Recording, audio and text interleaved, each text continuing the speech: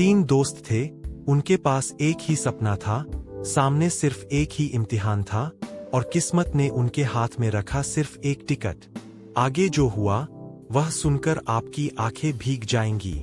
America के Kentucky के छोटे से कस्बे में टूटी फूटी सड़कें थीं, लेकिन उन सड़कों पर चलते 3 लड़के, ईथन, माइकल और डेविड, अपने साथ अटूट सपने लेकर चलते थे।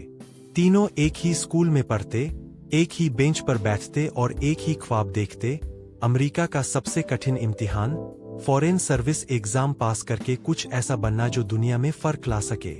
ईथन के पिता फैक्ट्री में मशीनों की आवाज के बीच मेहनत करते, माँ लोगों के घर साफ करती। ईथन के पास सिर्फ सेकंड हैंड किताबें थीं, जिनके पन्ने पुराने और फटे हुए थे, लेकिन उन्हीं पन्नों के बीच उसने अपना पूरा भविष्य देख लिया था। माइकल का पिता स्कूल में पढ़ाता था, घर गरीब नहीं था मगर इतना भी नहीं कि न्यूयॉर्क की बड़ी कोचिंग का खर्च उठा सके। माइकल दिमाग से तेज था लेकिन अक्सर खुद पर शक कर बैठता कि क्या वो इस सपने के लायक है।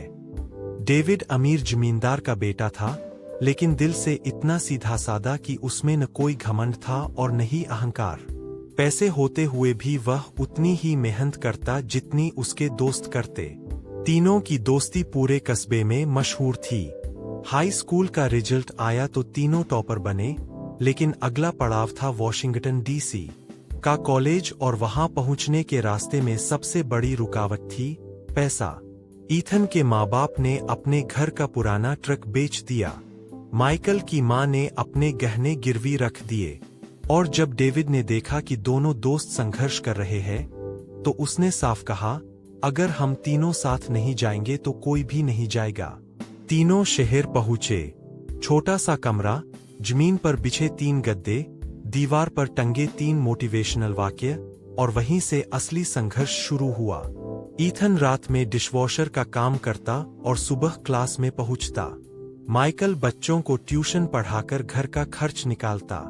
डेविड के पास पैसे थे, लेकिन उसने भी वही साधारण जिंदगी चुनी ताकि दोस्ती का संतुलन बना रहे। एक रात माइकल टूट गया और बोला, शायद ये सपना हमारे लिए नहीं है, शायद भगवान सिर्फ अमीरों को चुनता है। ईथन ने उसका हाथ पकड़ा और कहा, भगवान नहीं चुनता, हम खुद तय करते हैं कि किस सपने के लायक है। तीनों ने कसम खाई कि जब फॉर्म खुलेगा तो साथ बैठकर भरेंगे। अगर टिकट एक हुआ तो वही जाएगा जो सबसे तैयार होगा।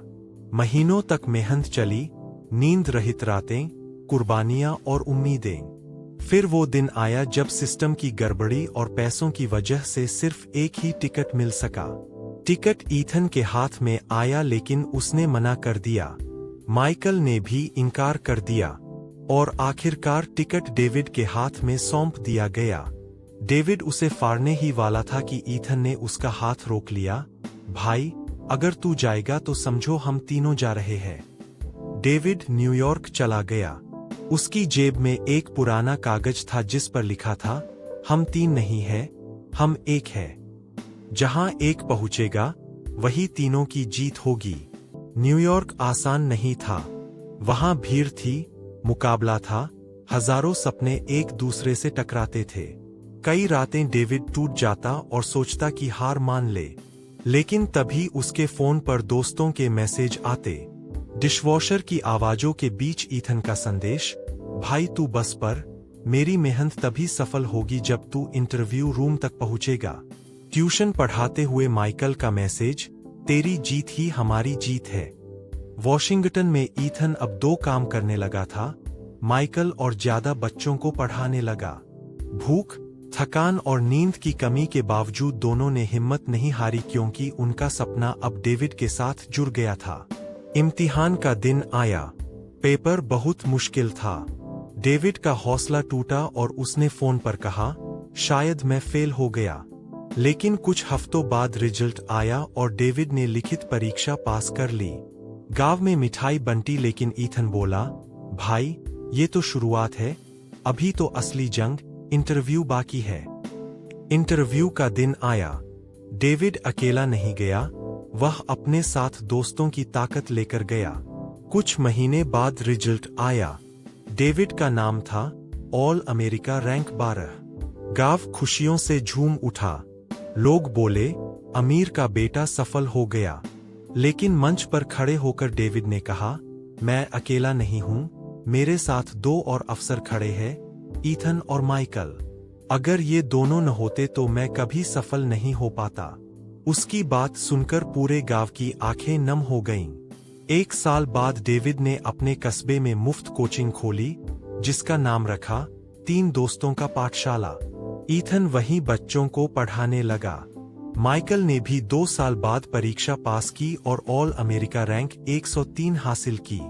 आज तीनों अलग अलग जगह तैनात है, लेकिन महीने में एक बार वे उसी पुराने पेड़ के नीचे लौटते हैं जहां उन्होंने यह सपना देखा था।